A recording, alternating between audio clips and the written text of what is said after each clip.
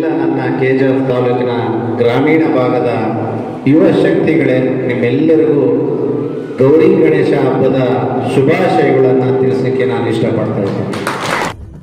ನೊಂದವರ ಬಾಳಿನಲ್ಲಿ ನಗುವ ನೀನು ತಂದೆ, ಕಣ್ಣೀರ ಒರೆಸುವಂತ ಒಳ್ಳೆ ಮನಸ್ಸು ನಿಂದೆ, ಅಭಿಮಾನದ ಮೆರುಗಿನಲ್ಲಿ ಅರಳಿದಂತ ಹೂವು, ನಿಮ್ಮ ಪ್ರತಿ ಹೆಜ್ಜೆಯಲ್ಲೂ ಜೊತೆಗಿರುವೆವು ನಾವು. ಸಾವಿರಾರು ಕನಸುಗಳಿಗೆ ಆಧಾರ ಸ್ತಂಭ, ಸಾಮಾಜಿಕ ಚಿಂತನೆಗೆ ಮುನ್ನುಡಿಯ ಆರಂಭ, ಕಗ್ಗತ್ತಲ ಮಧ್ಯ ಉದಯಿಸಿದ ಸೂರ್ಯ, ನೀವಿದ್ದರೆ ಎದೆಯಲ್ಲಿ ಶಾಶ್ವತವೂ ಧೈರ್ಯ.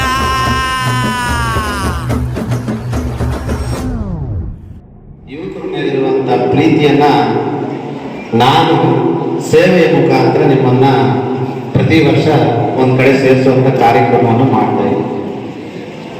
ಅವ್ರಿಗೆ ನಾನು 2 ಮಾತುಗಳನ್ನ ಹೇಳಕ್ಕೆ ಇಷ್ಟಪಡ್ತಾ ಇದ್ದೀನಿ. ಈ ಒಂದು ಸೇವೆ ನಾನು MLA ಆಗಬೇಕು ಅಂತಾನೆ ಮಾಡ್ತಾ ಇರೋದಂಥದ್ದಲ್ಲ. ಹೌದು, ನನಗೆ ನಾನು ದೇವರು ಅಂತ ನಂಬಿದ್ದೆ ಕೆಲವು ವ್ಯಕ್ತಿಗಳನ್ನ, ಈ ಕ್ಷೇತ್ರದ ಪ್ರಭಾವಿಯ ನಾಯಕರು ಅಂತ ನಂಬಿದ್ದೆ ಕೆಲವು ವ್ಯಕ್ತಿಗಳನ್ನ, ಈ ಕ್ಷೇತ್ರ ಅವ್ರನ್ನ ಬಿಟ್ಟರೆ ಬೇರೆ ಯಾರೂ ಇಲ್ಲ ಅನ್ನೋದನ್ನ ನಂಬಿದ್ದೆ ನಾನು ಕೆಲವ್ರನ್ನ. ಇನ್ನು ಕೆಲವ್ರನ್ನಂತೂ ಅವ್ರು ಹಾಕಿದ ಗೆರೆ ದಾಟಲೇಬಾರ್ದು ಅಂತ ನಾನು ಕೆಲವು ನಿರ್ಧಾರಗಳನ್ನ ತಗೊಂಡು ಹೇಳ್ತಾ ಇದ್ದೆ. ಇಲ್ಲಿರೋ ಎಲ್ಲ ನನ್ನ ಅಣ್ಣಂದ್ರಿಗೂ ತಮ್ಮಂದ್ರಿಗೂ ಒಂದು ಮಾತನ್ನು ಹೇಳಕ್ಕೆ ಇಷ್ಟಪಡ್ತಾ ಇದ್ದೀನಿ. ಇವತ್ತು ಮೋಹನ್ ಕೃಷ್ಣ ಜೊತೆ ಇವರು ಲೇದ್ರ, ಮೋಹನ್ ಕೃಷ್ಣ ಜೊತೆ ಯಾರು ಇಲ್ಲ ಅಂತ ಯಾರು ಹೇಳಿ ಬದುಕಿಚ್ಚೆ ಓಡು ಅವ್ರು ಉಂಟ. ಕರೆಕ್ಟ್ ಆಗದ? ನನ್ನ ಯಾರು ಬಳಸ್ಕೊಂಡು ನನ್ನ ಈ ಮಟ್ಟಕ್ಕೆ ಬಿಟ್ಟರು, ನನ್ನನ್ನು ಬಳಸ್ಕೊಂಡು ಯಾರು ಮೇಲಕ್ಕೆ ಬಂದರು, ನಾನು ಹೇಳಂಗಿಲ್ಲ, ಆ ಗಣಪತಿಗೆ ಗೊತ್ತು. ಮೋಹನ ಕೃಷ್ಣನ ಉರಿ ತುಂಬಿಸಿ ಇವತ್ತು ಕೆಜಿಎಫ್ ತಾಲೂಕಿಯಾದಂಥ ಮೋಹನ ಕೃಷ್ಣನ ಪರಿಚಯ ಮಾಡಿಕೊಟ್ರಲ್ಲ, ನಾನು ಅವ್ರಿಗೆ ಯಾವತ್ತೂ ದ್ರೋಹ ಮಾಡಲ್ಲ, ಅವರ ಬಗ್ಗೆ ಎಲ್ಲೂ ಕೆಟ್ಟದಾಗಿ ಮಾತಾಡಲ್ಲ. ನಾನು ಅವ್ರಿಗೂ ಸೇರಿಸಿ ಆ ಗಣಪತಿ ಮಪ್ಪ ಅವ್ರಿಗೆ ಒಳ್ಳೇದು ಮಾಡಲಿ ಅಂತ ಬಯಸ್ತಾ ಇದ್ದೀನಿ. ಕೊಡತ್ತೆ ನಿಮ್ಮ ಮೋಹನ್ ಕೃಷ್ಣ ಜೈಲಿಗೆ ಹೋಗಿಲ್ಲ, ನನ್ನ ಜೊತೆ ಬಂದರೆ ಜೈಲಿಗೆ ಪೈರೊಂದು ಜೊತೆ ಉಂಡಾಡ್ರ ಅಂತ. ನಿಮ್ಮ ಮೋಹನ್ ಕೃಷ್ಣ ಹಿಂಗೆ ಅಟ್ಬಿಟ್ಟು ಯಾವುದು ಲಂಚ ತಗೊಂಡಿಲ್ಲ. ಮೋಹನ್ ಕೃಷ್ಣ ಜೊತೆ పోతే నాకేమన్నా అవుతుందిరానే దానికి. మీ మోహన్ కృష్ణ మీ ఇంటి బిడ్డ ఆపొద్దు ఇంకా ఈపు దొరకడు.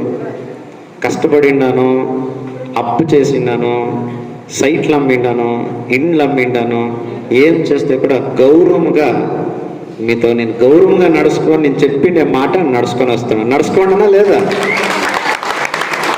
దయచేసి మోహన్ కృష్ణ జతలో వస్తే నాకు చెడ్డ పేరు వస్తాను ఎవరని అనుకుంటే, ನಾನು ఇంకా చెడ్డ పేరు వచ్చింటే ನಿಜಂగా నేను వాళ్ళకి ಸಾರಿ చెప్తాను. ನಾನು ಅವ್ರನ್ನ ಕ್ಷಮೆ ಕೇಳ್ತಾ ಇದ್ದೀನಿ. ಸ್ನೇಹಿತರೆ, ಇವತ್ತೊಂದು ಬಹಳ ಮುಖ್ಯವಾದ ವಿಷಯವನ್ನು ನಾವೆಲ್ಲ ಚರ್ಚೆ ಮಾಡಬೇಕಾಗತ್ತೆ. ಗಣೇಶ ಹಬ್ಬ, ಓಂ ಶಕ್ತಿ, ದೀಪಾವಳಿ, ಪುಸ್ತಕ ಕೊಡೋ ಕಾರ್ಯಕ್ರಮ ಇರ್ಬೋದು, ಮತ್ತು ಒಂದು ಗುಡಿಗೋಪುರಗಳಿಗೆ ಒಂದು ಒಳ್ಳೆಯದು ಮಾಡೋಂಥದ್ದು ಇರ್ಬೋದು, ಎಲ್ಲ ಮಾಡ್ಕೊಂಡು ಬರ್ತಾ ಇದ್ದಾರೆ ಮೋಹನ್ ಕೃಷ್ಣ. ನಮ್ಮ ಕೆಜಿಎಫ್ ತಾಲೂಕಿನ ಪರಿಸ್ಥಿತಿ ಹೇಗಾಗೈತೆ ಅಂತಂದ್ರೆ ಇಲ್ಲಿರೋರ್ಗೆ ಎಲ್ಲರಿಗೂ ಗೊತ್ತು. 5 ವರ್ಷವರೆಗೂ ಯಾರು ಕಾಣಲ್ಲ. ಕಾಣ್ತಾರ? ನಿಜ ಹೇಳಿ, ಕಾಣ್ತಾರ? ಕಾಣ್ತಾರೆ. ಸರ್ಕಾರಿ ಕಾರ್ಯಕ್ರಮಗಳೆಲ್ಲಾದ್ರೂ ಇತ್ತಂದ್ರೆ ಅಲ್ಲೆಲ್ಲರೂ ಬರ್ತಾರೆ. ಕರೆಕ್ಟ್ ಅಲ್ವಾ?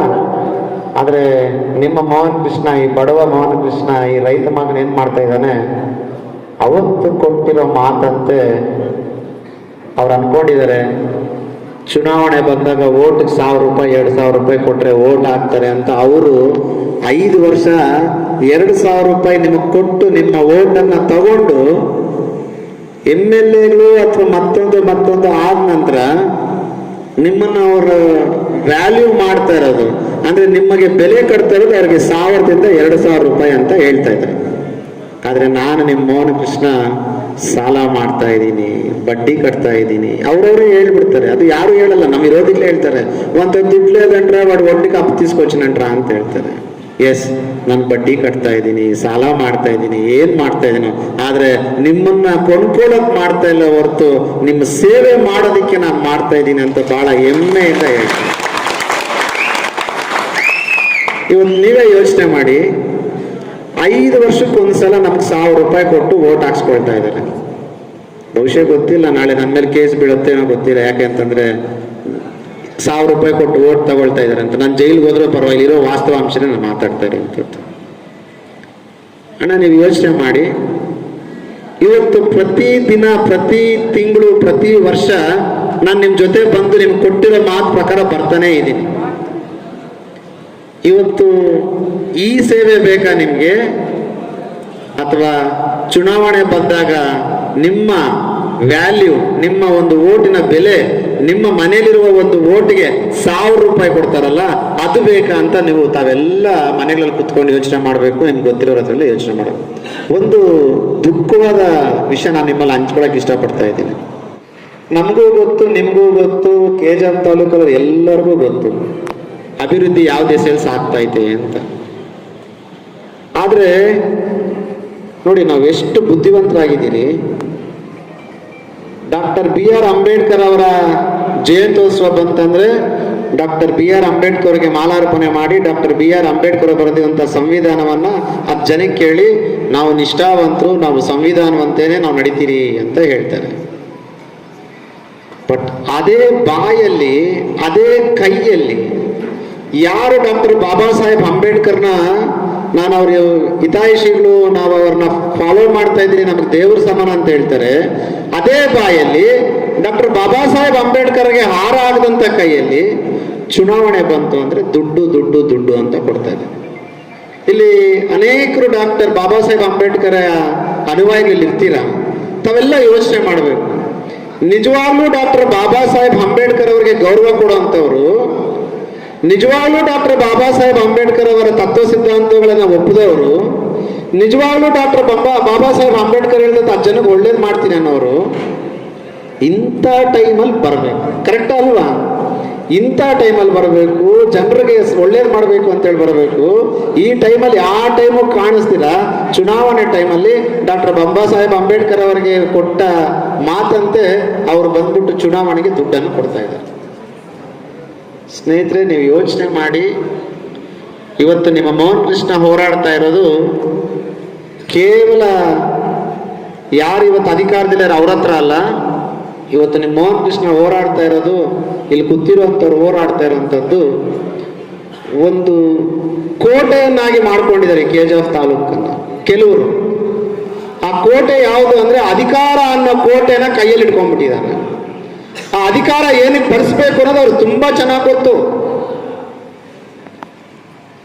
ಇಲ್ಲಿ ಯಾರು ಶಾಸಕರಾಗ್ತಾರೋ ಅವ್ರ ಹತ್ರ ಹೆಂಗೆ ಆ ಅಧಿಕಾರನ ಬಳಸ್ಕೋಬೇಕು ಅನ್ನೋದು ಗೊತ್ತು. ಯಾರು ಸಂಸದರಾಗ್ತಾರೋ ಅವ್ರ ಹತ್ರ ಹೋಗಿ ಆ ಅಧಿಕಾರವನ್ನು ಹೆಂಗೆ ಬಳಸ್ಕೋಬೇಕು ಅನ್ನೋದು ಗೊತ್ತು. ಬಟ್ ದುರಂತ ಏನಂತಂದ್ರೆ ಆ ಅಧಿಕಾರನ ಬಳಸ್ಕೊಳ್ತಾ ಇರುವಂತದ್ದು ಇಲ್ಲಿ ಕೂತಿರುವಂತವ್ರು ಅಥವಾ KGFನ ನಾಗರಿಕರಲ್ಲ. ಆ ಅಧಿಕಾರನ ಬಳಸ್ಕೊಳ್ತಾ ಇರುವಂತದ್ದು ಅವ್ರ ಕುಟುಂಬಕ್ಕೆ, ಅವ್ರ ಜಮೀನುಗಳನ್ನ, ಅವರ ಒಂದು ಸಿರಿತನವನ್ನ ಬೆಳೆಸಲಿಕ್ಕೆ ಅನ್ನೋದು ಇಲ್ಲಿರೋರೆಲ್ಲರೂ ಅರ್ಥ ಮಾಡ್ಕೋಬೇಕು. ಚುನಾವಣೆಗಳು ಬಂತು ಅಂದಾಗ BJP JDS ಅಂತ ಅನೇಕ ಪಕ್ಷಗಳು ಹೇಳ್ತಾರೆ.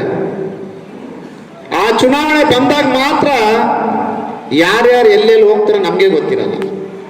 ಮತ್ತೆ ಅದಾದ್ಮೇಲೆ ನಾನು BJP, ನಾನು JDS, ನಾನು ಕಾಂಗ್ರೆಸ್ಸು ಅಂತ. ಇವತ್ತು ನಾನೊಂದು ನಿರ್ಧಾರವನ್ನ ಪ್ರಕಟಣೆ ಮಾಡಿದ್ದೀನಿ, ನಿರ್ಧರಿಸಿದ್ದೀನಿ.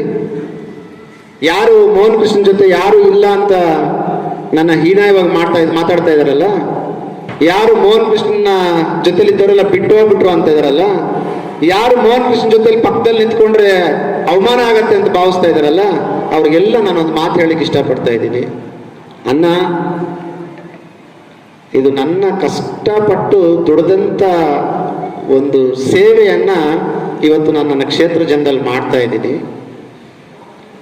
ಇಂದಿಂದ ನಾನು ಇವತ್ತೊಂದು ಘೋಷಣೆಯನ್ನ ಕೂಗ್ತಾ ಇದ್ದೀನಿ. ಇಲ್ಲಿರೋರೆಲ್ಲ ಒಂದು ಸತ್ಯವನ್ನ, ಒಂದು ಪ್ರಮಾಣವನ್ನ ಮಾಡೋಣ ಇಷ್ಟ ಇದ್ರು ಅಂತಂದ್ರೆ. ಅವ್ರ ಭ್ರಮೆ ಎಲ್ಲ ಕಾಣ್ತಿರೋದೆಲ್ಲ ಒಂದೇ. ಚುನಾವಣೆ ಬಂದಾಗ 1000 ಕೊಡೋಣ, ಇಲ್ಲ 2000 ಕೊಡೋಣ, ನಾವು ಗೆಲ್ಲೋಣ ಅಂತ ನಾನು ಹೆಸರು ಹೇಳಕ್ಕೆ ಇಷ್ಟಪಡಲ್ಲ. ಯಾರ ಭ್ರಮೆಲಿದ್ರು ಅವ್ರ ಮಾತ್ರ ನಾನು ಹೇಳ್ತಾ ಇದ್ದೀನಿ ಅಂತ ಒಂದು ನಿರ್ಧಾರವನ್ನು ತಗೊಂಡಿದ್ದಾರೆ.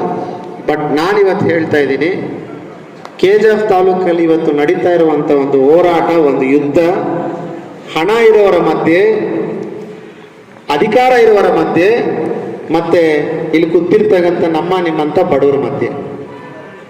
ನಾನು ಇವತ್ತು ನಿರ್ಧರಿಸ್ತಾ ಇದ್ದೀನಿ, ನನ್ನ ಯುವ ನಾಯಕರು, ನನ್ನ ಇಲ್ಲಿ ಕೂತಿರುವಂತ ಮಿತ್ರರು, ಇಲ್ಲಿ ಕೂತಿರುವಂತ ಮುಖಂಡರುಗಳು, ಮುಂದಿನ ಚುನಾವಣೆಗೆ ಅವನು ಹೇಳ್ತಾ ಇದ್ದಾನೆ, ಯಾರೋ ಒಬ್ಬ ಪುಣ್ಯಾತ್ಮ ಮೋಹನ್ ಕೃಷ್ಣ ఉండేదంతా ఖర్చేసుకునేస్తాడ్రా, ఎలక్షన్ టైంలో అవంతవి ఏమీ ఉండలేదు, మనమే గెలిసేద్రా అంತಾನೆ. ಅಣ್ಣ ಥ್ಯಾಂಕ್ ಯು. ಇವತ್ತು ನಾನು ನಿಮ್ಮ ಮುಂದೆ ಪ್ರಮಾಣಿಸ್ತಾ ಇದ್ದೀನಿ, ಚುನಾವಣೆಯಲ್ಲಿ ಅವರು ಇವತ್ತು ಏನು ಅನ್ಕೊಂಡಿದ್ದಾರೆ, ನಾನು ದುಡ್ಡು ಕೊಟ್ರೆ ಗೆಲ್ತೀನಿ ಅಂತ. ಇವತ್ತು ನಾನು ನಿಮ್ಮನ್ನೆಲ್ಲರಿಗೂ ಮಾತು ಕೊಡ್ತಾ ಇದ್ದೀನಿ. ನಾನು ಚುನಾವಣೆ ದಿವಸ ಅವ್ರು ಎಷ್ಟು ಕೊಡ್ತಾರೋ ಅಷ್ಟು ನನ್ನ ಹತ್ರ ಇರ್ತದಿರಲ್ಲ, ನನಗೆ ಗೊತ್ತಿಲ್ಲ. ಆದರೆ ಒಂದು ಸತ್ಯವನ್ನು ಮಾಡಿರ್ತೀನಿ ನಿಮಗೆಲ್ಲ. ಈ 3.5 ವರ್ಷ 4 ವರ್ಷ ಚುನಾವಣೆಗೆ ಏನೈತೆ, ಅವತ್ತಿಂದ ನಾನು ಕೊಟ್ಟಿರುವಂತ ಮಾತನ್ನ ಪ್ರತಿಯೊಂದು ನಾನು ನಿಮಗೆ ನೆರವೇರಿಸ್ಕೊಡ್ತೀನಿ ಅಂತ ನಾನು ನಿಮ್ಮಲ್ಲಿ ಪ್ರಮಾಣ ಮಾಡಿ ಹೇಳ್ತಾ ಇದ್ದೀನಿ ಅಂತ ಹೇಳ್ತಾ ಇದ್ದೀನಿ. ಅದೇ ರೀತಿ ಇವತ್ತು ನಮ್ಮ ಹತ್ರ ದುಡ್ಡಿಲ್ಲ ಅಂತ ಹೇಳ್ತಾ ಇದ್ದಾರೆ, ಅವತ್ತಿನ ದಿವಸ ನಾವು ಗೆಲ್ತೀರಿ ಅಂತ ಏನು ಹೇಳ್ತಾ ಇದ್ದಾರೆ. ನಾನು ನಿಮ್ಮಲ್ಲಿ ಎಲ್ಲರೂ ವಿನಂತಿ ಮಾಡ್ಕೊಳ್ತೀನಿ, ತಾವೆಲ್ಲ ಲೆಕ್ಕ ಹಾಕ್ಕೊಳ್ಳಿ. ಒಂದು ವರ್ಷಕ್ಕೆ 5 ಕಾರ್ಯಕ್ರಮಗಳು ಮಾಡ್ತಾ ಇದ್ದೀನಿ, ಸುಮಾರು 2.5 ಲಕ್ಷ ಪುಸ್ತಕ ಕೊಡ್ತಾ ಇದ್ದೀನಿ, ಸುಮಾರು 100ರಿಂದ 110 ಬಸ್ಸು 150 ಬಸ್ವರೆಗೂ ಓಂ ಶಕ್ತಿ ಕಳಿಸ್ತಾ ಇದ್ದೀನಿ. ಅದ್ರ ಜೊತೆಗೆ ನನ್ನಲ್ಲಿ ಬಂದಂಥ ಮುಖಂಡರಿಗೆ ನನಗೇನಾಯಿತು ಅದೆಲ್ಲ ಸೇರಿಸಿ ದೇವ್ರ ಸೇವೆ ಮಾಡ್ತಾ ಇದ್ದೀನಿ. ಈ ಥರ 5ರಿಂದ 6 ಕಾರ್ಯಕ್ರಮಗಳು ಮಾಡ್ಕೊಂಡು ಬರ್ತಾ ಇದ್ರೆ ಅವ್ರೇನು ಒಂದು 1000 ರೂಪಾಯಿ ಕೊಡ್ತಾರಲ್ಲ ಓಟಿನ ದಿವಸ, ನೀವು ಲೆಕ್ಕ ಹಾಕಿದ್ರೆ ನನ್ನ ಕ್ಷೇತ್ರ ಜನಕ್ಕೆ ಅದಕ್ಕಿಂತ ಜಾಸ್ತಿ ತಲುಪಿಸಿರ್ತೀನಿ ಅಂತ ನಾನು ನಿಮಗೆ ಮನವಿ ಮಾಡ್ತಾ ಇದ್ದೀನಿ. ಆದ್ರಿಂದ ಚುನಾವಣೆ ದಿವಸ ನಾವು ದುಡ್ಡು ಕೊಡಲ್ಲ, ನಾವು ಎಲೆಕ್ಷನ್ ಮಾಡಲ್ಲ ಅನ್ನೋದಕ್ಕಿಂತ ಚುನಾವಣೆಗೆ ಈಗಲಿಂದನೇ ತಯಾರಿ ಮಾಡ್ಕೊಳ್ಳೋಣ. ಮೋಹನ್ ಕೃಷ್ಣನ್ ಜೊತೆ ದುಡ್ಡಿಲ್ಲ ಅಂದ್ರು ಈ ಮಣ್ಣಲ್ಲಿ ಹುಟ್ಟಿರೋ ಋಣನ ನಾನು ತೀರಿಸ್ತೀನಿ ಅಂತ ನೀವು ಎದೆ ಎತ್ತಿ ಹೇಳ್ತೀರಾ ಅಂತ ನಾನು ನಂಬ್ಕೊಂಡಿದ್ದೀನಿ. ದಯಮಾಡಿ ನಾನು ಕೇಳ್ಕೊಳ್ತಾ ಇದ್ದೀನಿ, ಇದು ನನ್ನ ಮನವಿ ಅಂತ ತಿಳ್ಕೊಳ್ಳಿ. ಇತ್ತೀಚಿನ ದಿನಗಳಲ್ಲಿ ನಡೀತಾ ಇರುವಂಥ ಬೆಳವಣಿಗೆಗಳು ನೋಡಿದ್ರೆ ಬಹಳ ದುಃಖ ಅನ್ಸುತ್ತೆ. ನೀವೇ ಯೋಚನೆ ಮಾಡಿ, ಕೆಜಾರ್ ತಾಲೂಕಲ್ಲಿ ಕೆಲವು ಕುಟುಂಬಗಳು ಮಾತ್ರ ರಾಜಕಾರಣ ಮಾಡ್ಬೇಕಾ, ಬೇರೆ ಯಾರು ರಾಜಕಾರಣ ಮಾಡಬಾರ್ದ? ಏನೋ ಗೊತ್ತಿದ್ರೆ ರಾಜಕಾರಣಕ್ಕೆ ಬಂದಿದ್ದೀನಿ, ಇನ್ನು ರಾಜಕಾರಣಿ ಅನ್ಸ್ಕೊಂಡಿಲ್ಲ. ನೀವೆಲ್ಲ ಮುಂದಿನ ದಿನಗಳಲ್ಲಿ ನನ್ನ ಕೈ ಹಿಡಿತೀರಾ. ನನ್ನ ನಿರ್ಧಾರ ಏನು ಅಂತ ಯಾರು ಇನ್ನೂ ಕೇಳಲಿಲ್ಲ. ನನ್ನ ನಿರ್ಧಾರ ಬರುವಂಥ ವಿಧಾನಸಭಾ ಚುನಾವಣೆಯಲ್ಲಿ ನನ್ನ ಜೊತೆ ನಮ್ಮ ರವಿ ರೆಡ್ಡಿ ಸರ್ ಇರ್ತಾರೋ ಗೊತ್ತಿಲ್ಲ, ಪ್ರಸನ್ನ ರೆಡ್ಡಿ ಸರ್ ಇರ್ತಾರೋ ಗೊತ್ತಿಲ್ಲ, ನನ್ನ ಜೊತೆಲಿ ಇದ್ದವ್ರು ಎಷ್ಟು ಜನ ನನ್ನ ಬಿಟ್ಟು ಹೋಗ್ತಾರೋ ಗೊತ್ತಿಲ್ಲ, ಅಥವಾ ನನ್ನ ಮೇಲೇನೆ ವಿರುದ್ಧ ಮಾಡ್ತಾರೋ ಗೊತ್ತಿಲ್ಲ. ಬಟ್ ಒಂದಂತೂ ಸತ್ಯ ಮಾಡಿ ಹೇಳ್ತೀನಿ ಬಂಧುಗಳೇ, ನಿಮ್ಮ ಹತ್ರ ಬಂದು ವೋಟ್ ಅಂತೂ ಕೇಳೋದು ಖಂಡಿತವಾಗ್ಲೂ ಕೇಳ್ತೀನಿ. ಅದು ನಿಮಗೆ ಬಿಟ್ಟಿರೋ ಅಂಥದ್ದು. ದುಡ್ಡಿರೋರು ವೋಟ್ ಹಾಕ್ತಿರೋ, ದುಡ್ಡು ಇಲ್ದಿರೋರು ವೋಟ್ ಹಾಕ್ತಿರೋ, ನನಗೆ 1000 ವೋಟ್ ಹಾಕಿದ್ರು ಈ ಸಲ ನಾನು ನಿಲ್ತೀನಿ, ನೀವು ನನ್ನ ಜೈಶೀಲ್ರನ್ನಾಗಿ ಮಾಡ್ತೀರೋ ಅಂತ ಈ ಸಲ ನಿಲ್ತೀನಿ ಅಂತೇಳಿ ನಿಮಗೆ ದೊಡ್ಡದಾಗಿ ಹೇಳ್ತಾರೆ. ಮತ್ತೊಂದು ವಿಶೇಷವಾಗಿ ನಾನು ನಿಮ್ಮಲ್ಲಿ ಕೇಳ್ಕೊಳ್ಳೋದಿಷ್ಟೇ, ಇವತ್ತಿಂದ ನಮ್ಮ ಜನರಲ್ಲಿ ಅರಿವು ಮೂಡಿಸೋದನ್ನ ಪ್ರಯತ್ನಿಸಿ. ಆ ಅರಿವು ಹೇಗಿರಬೇಕು ಅಂತಂದ್ರೆ, ನಿಮ್ಮ ಓಟನ್ನ, ನಿಮ್ಮ ಒಂದು ವ್ಯಾಲ್ಯೂನ 1000 ರೂಪಾಯಿ ಮಾರ್ಕೋಬಾರ್ದು ಅಂತ ಪ್ರತಿಯೊಬ್ಬರು ಹೇಳಿ. ತಮಗೆಲ್ಲ ಗೊತ್ತಿರ್ತದೆ, ಇಷ್ಟೊತ್ತು ಬಂದು ಈ ಬಡವನ ಮಾತನ್ನ ಕೇಳಿ ನೀವೆಲ್ಲ ಕಾತು ನಮ್ಮ ಒಂದು ಸೇವೆಯನ್ನು ಪಡೀಲಿಕ್ಕೆ ಬಂದಿರ್ತಂತ ತಮ್ಮೆಲ್ಲರಿಗೂ, ನನ್ನ ಇಲ್ಲಿ ಕೂತಿರ್ತಂತ ಎಲ್ಲ ಮುಖಂಡರಿಗೂ ನಾನು ವಂದಿಸ್ತಾ ಇದ್ದೀನಿ. ಒಂದೇ ಒಂದು ಕೊನೆಯಲ್ಲಿ ಒಂದು ಮಾತು ಹೇಳ್ತೀನಿ, ಯಾರು ತಪ್ಪಾಗಿ ತಿಳ್ಕೋಬಾರ್ದು. ಮೋಹನ್ ಕೃಷ್ಣ ಹತ್ರ ದುಡ್ಡಿಲ್ಲ, ಒಪ್ಕೊಳ್ತೀನಿ. ಮೋಹನ್ ಕೃಷ್ಣ ಹತ್ರ ಆಸ್ತಿ ಇಲ್ಲ, ಒಪ್ಕೊಳ್ತೀನಿ. ನಮ್ಮ ರವಿ ಸರ್ ಹೇಳ್ತಾ ಇರ್ತಾರೆ, ಸರ್ ನೀ ಕ್ವಾಪ್ಶಾನ మీ ಜೊತೆ ಕುಸ್ನೇಕೆ నాకు ದಿಗ್ಲ ಇದ್ನದು ಇವತ್ತು ಅವರು ಇಲ್ಲೂ ಬಂದಿಲ್ಲ ಬೈಕ್ ಪಾಪ. ಅದೇ ಥರ ಇಲ್ಲಿ ಎಷ್ಟು ಜನ ಭಯ ಪಡ್ತಾರೆ ಗೊತ್ತಿಲ್ಲ. ಬಟ್ ಸರ್ ನಿಜ ಹೇಳ್ತೀನಿ ಸರ್, ಮನಸ್ಸಲ್ಲಿ ಕುತಂತ್ರ ಇಟ್ಕೊಂಡು ರಾಜಕಾರಣ ನನಗೆ ಬಂದಿಲ್ಲ ಸರ್. ಅದೊಂದೇ ಸರ್ ನಾನು ಮಾಡ್ತಿರೋ ತಪ್ಪು. ಅಂದಿರೋದು ಅಂತಂಗೆ ಹೇಳ್ತಾ ಇದ್ದೀನಿ, ಅನ್ಸ್ದಿರೋದು ಅನ್ಸ್ದಂಗೆ ಹೇಳ್ತಾ ಇದ್ದೀನಿ. ಕೋಪ ಬಂದರೆ ಕೋಪ ಬಂದಂಗೆ ಮಾತಾಡ್ತೀನಿ, ದುಃಖ ಆಯ್ತಂದ್ರೆ ಕಣ್ಣಲ್ಲಿ ನೀರು ಹಾಕ್ಕೊಳ್ತಾ ಇದ್ದೀನಿ, ಖುಷಿ ಆಯ್ತು ಅಂದ್ರೆ ನಗ್ತಾ ಇದ್ದೀನಿ. ನನ್ನ ಗುಣನ ಕೆಲವರು ಮಾತಾಡ್ತಾರೆ, ನನ್ನ ಮೋಹನ್ ಕೃಷ್ಣನ ಹೊಡಿಬೇಕು ಅಂತ ಕೋಪ ಇದ್ರು ಮೋಹನ್ ಕೃಷ್ಣ ಚೆನ್ನಾಗಿದ್ಯಾ ಅಂತ ನಗ್ಮುಖದಲ್ಲಿ ಮಾತಾಡಿಸ್ತಾರೆ. ಮೋಹನ್ ಕೃಷ್ಣ ಜೊತೆ ಸಂತೋಷ ಹಂಚ್ಕೋಬೇಕಂದ್ರು ಮೋಹನ್ ಕೃಷ್ಣ ಜೊತೆ ಸಂತೋಷ ಹಂಚ್ಕೊಂಡು ಅವ್ನ ಮೇಲೆ ಹೋಗ್ಬಿಡ್ತಾನೆ ಅಂತೇಳಿ ಕೋಪದಲ್ಲಿ ಮಾತಾಡ್ತಾರೆ. ನನಗೆ ಭಗವಂತ ಅದು ಕೊಟ್ಟಿಲ್ಲ. ನನ್ನ ಕಡೆಯಿಂದ ಯಾರಿಗಾದ್ರೂ ನೋವಾಗಿದ್ರೆ, ನನ್ನ ಕಡೆಯಿಂದ ಯಾರಿಗಾದ್ರೂ ತಪ್ಪಾಗಿದ್ರೆ ನಾನು ಅವ್ರಿಗೆ ಕ್ಷಮೆ ಕೇಳ್ತೀನಿ. ನನ್ನ ಜೊತೆ ಬಿಟ್ಟೋಗಿರೋರೆಲ್ಲ ಬರ್ತಾರೆಲ್ಲ ಗೊತ್ತಿಲ್ಲ, ನೀವೆಲ್ಲ ನನ್ನ ಬಿಟ್ಟೋಗಲ್ಲ ಅಂತ ಭಾವಿಸ್. ನಾನು ಬಿಟ್ಟೋಗ್ತೀರ ನೀವೆಲ್ಲ ಬಿಟ್ಟೋಗಲ್ಲ. ಈ KGF ತಾಲೂಕು ನಮ್ಮ ಮಣ್ಣಲ್ಲಿ ಹುಟ್ಟಿರೋಂಥವ್ರು, KGF ತಾಲೂಕಿನಲ್ಲಿ ಇರೋಂಥವ್ರು ನನ್ನ ಕೈ ಹಿಡಿತೀರಾ. ನನ್ನ ಕೈ ಹಿಡಿಯೋದಲ್ಲ, ರೈತರನ್ನ ಕೈ ಹಿಡಿತೀರಾ ಅನ್ನೋ ಒಂದು ನಂಬಿಕೆಯಿಂದ ಇದ್ದೀನಿ. ದಯಮಾಡಿ ಕೈ ಎತ್ತಿ ಬೇಡ್ಕೊಳ್ತಾ ಇದ್ದೀನಿ. ಪ್ರತಿ ವರ್ಷ ನಾನು ಏನು ಈ ಸೇವೆ ಮಾಡ್ತಾ ಇದ್ದೀನಿ ಮುಂದಕ್ಕೂ ಮಾಡ್ತಾ ಇರ್ತೀನಿ. ನಾನು ಹೇಳೋದಿಷ್ಟೇ, ನನಗೂ ತುಂಬ ದುಃಖ ಆಗತ್ತೆ. ಯಾರೆಲ್ಲ ಬಿಟ್ಟೋದ್ರು ಅಂದಿದ ತಕ್ಷಣನೇ ನಾನು ಮನಸ್ಸು ಬಿಟ್ಟಿಲ್ಲ. ಯಾಕಂದ್ರೆ ನಾನು ಮನಸ್ಸು ಬಿಟ್ಟರೆ ನನ್ನ ಗುರಿ ಮುಟ್ಟಕ್ಕಾಗಲ್ಲ. ಇಲ್ಲಿ ಯಾರೂ ನನ್ನ ಬಿಡಲ್ಲ. ಬಿಟ್ಟೋದ್ರು ನಾನು ಏನೂ ಮಾಡೋಕ್ಕಾಗಲ್ಲ. ನಾನು ತಪ್ಪು ಮಾಡಿದರೆ ಕ್ಷಮೆ ಕೇಳ್ತೀನಿ. ಇವತ್ತು ಸುಮಾರು ಜನ ಖುಷಿ ಪಡ್ಬೋದು, ಮೋಹನ್ ಕೃಷ್ಣ ದೊಡ್ಡವ್ರು ಯಾರೂ ಇಲ್ಲ ಅಂತ. ನನಗಿಲ್ಲಿ ಕೂತಿರೋರೇ ತುಂಬ ದೊಡ್ಡವರೆಲ್ಲ ನೀವೇ ನನಗೆ ಆಸ್ತಿ, ನೀವೇ ನನಗೆ ತುಂಬ ದೊಡ್ಡ ನಾಯಕರು. ಇಲ್ಲಿ ಕೂತಿರೋ ಅಂಥವ್ರೇ ಕ್ಷೇತ್ರದ ನಾಯಕರು ಅಂತ ನಾನು ಭಾವಿಸ್ತಾ, ನಾನು ಮಾತಾಡೋದ್ರಲ್ಲಿ ತಪ್ಪಿದ್ರೆ ಕ್ಷಮಿಸ್ತೀರಾ. ನೀವು ನನ್ನ ಮಾತಾಡೋದ್ರಲ್ಲಿ ಅರ್ಥ ಇತ್ತು ಅಂದರೆ ನಾನು ಒಪ್ತೀರಾ. ಮುಂದಿನ ದಿನಗಳಲ್ಲಿ ನಿಮ್ಮ ಹತ್ರ ಒಂದು ಓಟ್ ಕೇಳಕ್ಕೆ ಬಂದರೆ ನೀವು ಓಟ್ ಹಾಕ್ತಿರಲ್ಲ ಗೊತ್ತಿಲ್ಲ, ಈ ಪ್ರೀತಿ ವಿಶ್ವಾಸ ಸದಾ ನನ್ನ ಮೇಲೆ ಇರಲಿ ಅಂತೇಳಿ ನಿಮ್ಮನ್ನು ಕೈ ಎತ್ತಿ ಪ್ರಾರ್ಥಿಸ್ಕೊಳ್ತಾ ಇದ್ದೀನಿ. ಜೈ ಹಿಂದ್, ಜೈ ಕರ್ನಾಟಕ.